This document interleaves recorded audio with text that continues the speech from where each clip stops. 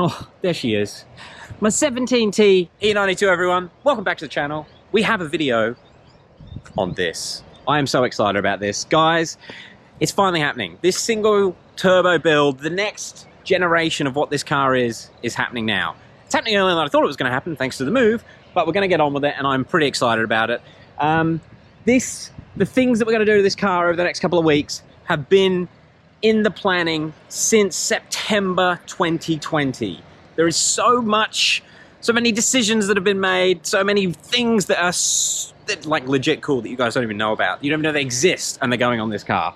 I cannot wait. The turbo kit sounds amazing. Adam got his car on the dyno yesterday and he made 630 wheel horsepower at 24 PSI on pump fuel. There's some serious numbers. I'm going for a bigger turbo, which we'll be unboxing tomorrow. But anyway, before I actually bolt the turbo kit on, there's something that I've been sent, and it's to do with the looks.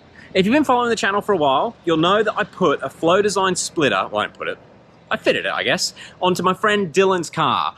Let me shut this down because the mower's going.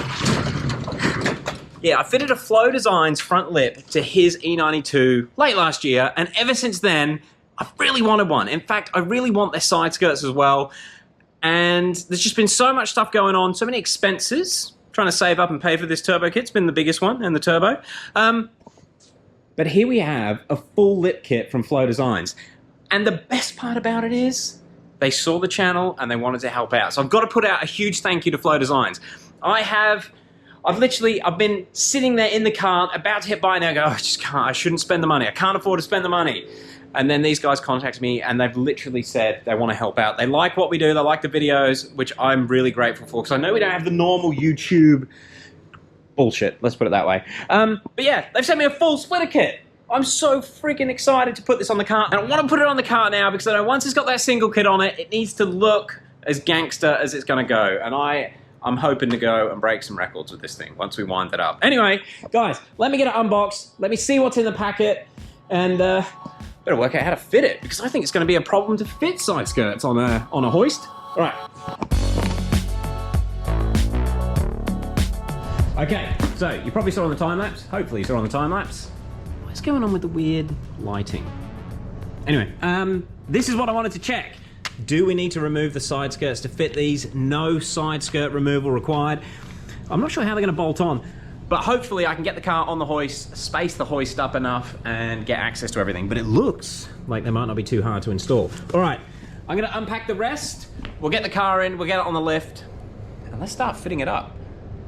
Should be pretty good. All right, car is up on the lift, and I just used the supplied ramps just to lift it up a little bit, and some wood at the back, so that we actually have space to get the side skirts up on to where they need to go without hitting the hoist. Now I know a lot of you guys aren't going to be fitting this on a hoist, but I've got one, so I'm going to use it.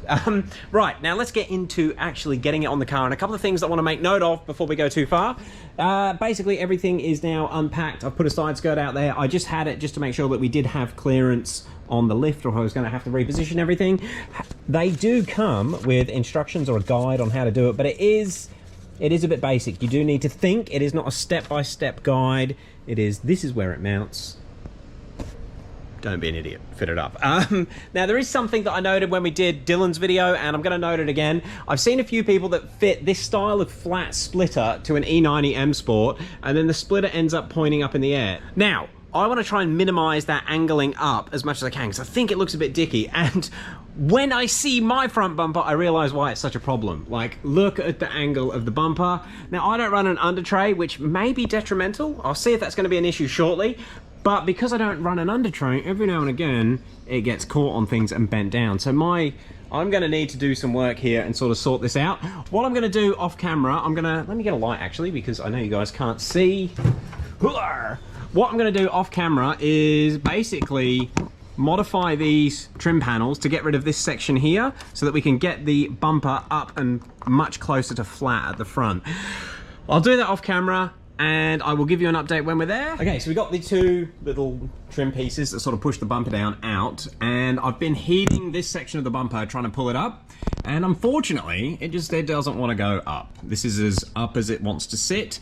So what I'm going to do is basically try and mount the splitter, which we have there, and do it in a way that pulls it up. Now what I've realized is, we'll use my trusty broom here. Now if we push the middle section of the bumper up, like that, it pushes the outsides out. Can you see that movement? Hopefully that's making sense on the GoPro. Now interestingly, when you plonk that down, when you line this little circle up here on the splitter, with this little circle here, which is actually screws through into the top piece, the splitter wants to push that out. And when you push that out, you'll see the middle pulls up. Now, I didn't notice that when I did Dylan's install. So, what I'm thinking, I'll actually fit the splitter without these parts in the bumper. That will naturally pull this up. That's my train of thought. So I'm going to try and do that. To do that, I'm going to mount the splitter on the broom and put some guide holes in. I'll see you in a second. Now, if you're a normal person and not trying to do this on Easter weekend, you'll probably have some friends that will help you with this. It would make it a lot easier. But I have mounted the splitter in a temporary position for now, and all I've done is I've put 2 bolt holes through this little locator there, which doesn't actually mount the splitter, so that is just purely temporarily. What I'm going to do is drill the outer holes, lining up the contours of the bumper with the contours of the splitter. Hopefully that's picking it up here. And I'm going to have to sort of do it by hand, and I'll do this side, and then I'll do this side, and you can see how much it's going to stretch the bumper about 10 mil. But when you stretch the bumper that way, it pulls the middle up, and that'll reduce the angle which I'm trying to save here. But I think that's going to work all right. And actually, even doing this on your own is not too bad. As long as you've got a broom. Got to go to Bunnings and buy yourself a broom. Okay, I'll drill some holes. I'll give you an update in a second. Okay, so we have, this bolt is now tight. That one's now loose. That was the one that was just holding it up there. And I'll just show you, this is the last one I did. This one is also tight. And I just held it in place on the bumper with a set of vice grips. Well, it's not the nicest thing in the world. But, hey, this thing's going to get scraped up anyway. And yeah, we've now sort of got it all width aligned, if that makes sense. Left to right aligned. Now, the reason for that is that stretches the bumper outwards to the side of the car and then pulls up in the middle. And at this point in time, with my trusty broom, we now have a nice flat fitment. Now, what I'm going to do is basically just work the way in. So we'll go that one. Well, actually, we'll do that one. Then that one, then that one, then that one. And we'll just make sure it sort of continues to pull the bumper in this way, and that should keep it flat. That should be fine. It's pretty much what we did with Dylan's, but Dylan had under trays to work around. So I'm hoping we should be good. I'm just gonna get on. I'll get the other 6 bolts in, and we'll see how it's sitting flatness-wise. All right, so she's actually all bolted up at this point in time, and I've done everything I can to sort of stretch my mangled bumper. I haven't actually set it on camera, but you should be able to work it out. This actually has been painted twice, this bumper. It's not perfect, and it's never fitted the car properly. However, pretty happy with the lip fitment. We've got it fairly level. Now, keep in mind, I don't run under trays. This car never come with an under tray, so this part of the bumper's not being pulled up like it should. It's not bolting into anything, and I think that would actually help where the lip sits. But I'll get those 2 pieces back in, and we'll do a final fitment check. But all in all, it's gone on pretty well.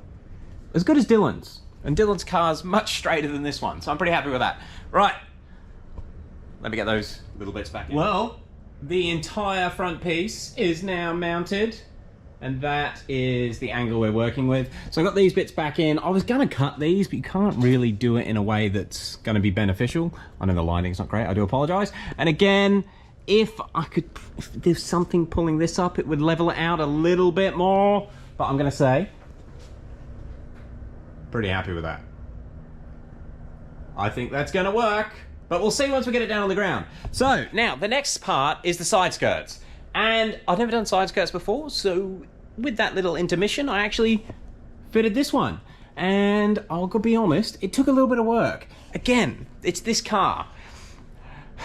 Something to keep in mind if you're bolting these skirts on. Now, the way that Flow Designs make them, they don't make them out of hard fiberglass. They make them out of a plastic. And what that means is if you catch a curb or something, it's actually bent. It's got heaps of give. they're a really well-designed item in the way that they can actually take a bit of abuse. If you scratch them on a curb, a gutter, anything, they'll generally just fold and bend around the curb. The problem is, if you're not bolting them to a straight vehicle, and this vehicle's not very straight, it's not had the best amount of love in its life before I got it. Hopefully I'm making up for it. But yeah, I had to basically fit it about 4 times to get it level, and it ended up being, actually I'll just show you guys, hopefully you can see. All right, actually let me get a light, I'll get a light so you can definitely see. So when I actually first got it, I noticed that the side skirt wasn't held on with many of its plugs. In fact, there was quite a few missing, and I did actually buy new ones back in 2019 and then never got to fitting them. And it turns out they're not in there. Well, some of them aren't in there because the bit that these plugs or bungs or whatever they are go into is actually missing from the chassis. Now, as you can see by the state of the jacking points, all of the jacking points are completely mangled. Now, that doesn't happen from jacking. That's from crashing the car, going over gutters, that sort of stuff. So I'd say the metal underneath everything's probably not as straight as it should be. In fact, you may notice this side, this piece, wants to go underneath the side skirt, so it goes trim panel, side skirt, skirt. This should, skirt, this should actually be under the side skirt, but there's no way I can make it fit. I've tried so many times and nothing it just all goes out of whack if I put that piece under the side skirt. It's really annoying. It's really annoying. I can't get these 2 clips in. Anyway, it's on, it's solid, but it took a little bit of work to make it straight. Let's get on with this side. So what I'm gonna try and do, and what I've kind of learned from doing this side, it would be nice if we could take this panel off. It'll give us better access. So I'll take this panel off, then we will hopefully see what we're working with, and I'll show you how I mark and drill the holes. Drilling the holes into the side skirt is actually pretty easy. All right, let me see if I can get this panel off and give us some more space to work with. All right, we got that trim panel off, or under tray, whatever it is, and I kind of wish I did it on the other side. Would definitely recommend it. Even if you're doing this on the floor on jack stands, this is going to give you much better access to get it bolted up. I can even see these little things, which are missing from the other side. In fact, one of these was bent, that one there. Anyway, right, we can actually get to fitting it now. Now, this little piece at the back, it is held on just by one last plug there, but it is loose. Now, the reason I've left that on is there is an indent in the side skirt that piece needs to sit around. So I'm gonna basically hold this up in place, drill the back hole and the front hole, and because they're elongated, you've sort of got a fair bit of play, and then we'll work our way along and drill all of the holes along the side skirt. Feeling good. I think it's going to be easier than the other side. Confident. And just a quick bit of appreciation for all the hardware that comes with these. It's so different to a cheap sort of China fiberglass splitter. Everything's actually quite nice and coated to stop it rusting. It even says flow. All right, I'll keep going.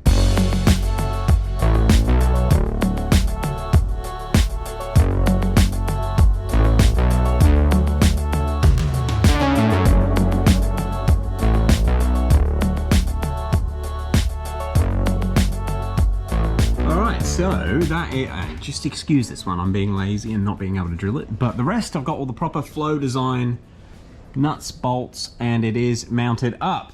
Once you've got that all done, it is just a matter of putting the under tray back on, and then we can check it out from the top. But yeah, that's how we've ended up so far. All right, under tray is on, and I have to say, taking the under tray off was I haven't done that one up.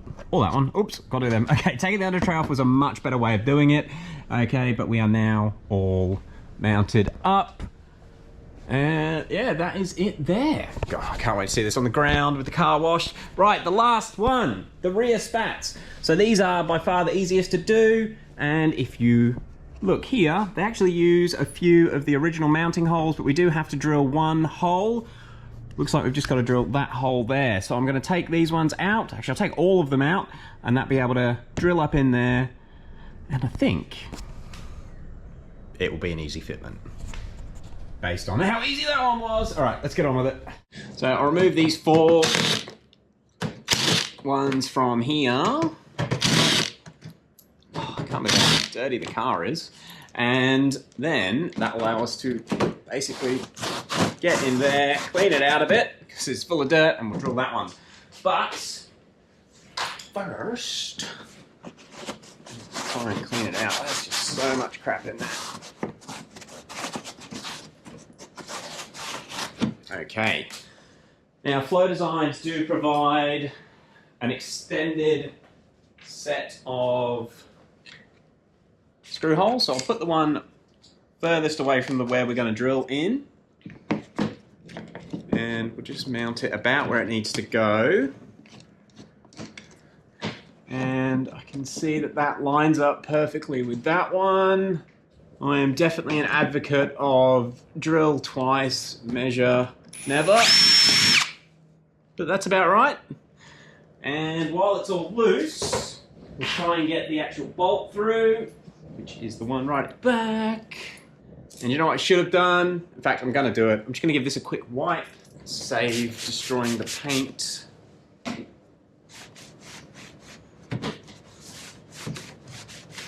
Not that it's a minter, but hey, try and look after things. So that goes in there, and then we can be able to pull it down enough to get the washer on. It's tight, but you can get in there. Okay, so the other side was super easy. This one being a bitch, I've had to undo an extra little bit so we can get in here. And that can go up in the hole. And get the washer on now. So yeah, top tip. If you take this little back section of the bumper off, it gives you a bit more room. Got there in the end. That is started. Right. All right, that one is tight.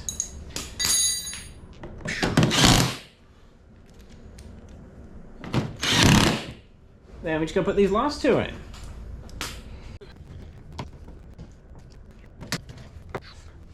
All right, that one's all finished. I've cleaned the floors. It's time to drop it down and see how it looks. In fact, I'm gonna make you guys wait. I'm gonna drop it down and I'll take it outside, then I'll show you guys. I may even wash it in the middle. Guys, it's done. It looks... This is one of those things, I wish I just did this a year ago. Look at that. Oh my God, it looks sick. That looks way cooler than I was expecting. And I was kind of in two minds about the rear spats. I run quite an aggressive fitment. You know, it's been a long video when the GoPro goes flat. As I was saying, I run quite an aggressive fitment. Those rears are F80 M3 wheels with 15mm spacers on a non-M chassis. We have rolled the cars a fair bit. But the spats sort of make the tyres work, where the tyre was sticking out heaps down at the bottom of the bumper before. Oh, I think it looks sick. What do you think below? And a huge shout out to Flo for actually sending it to me.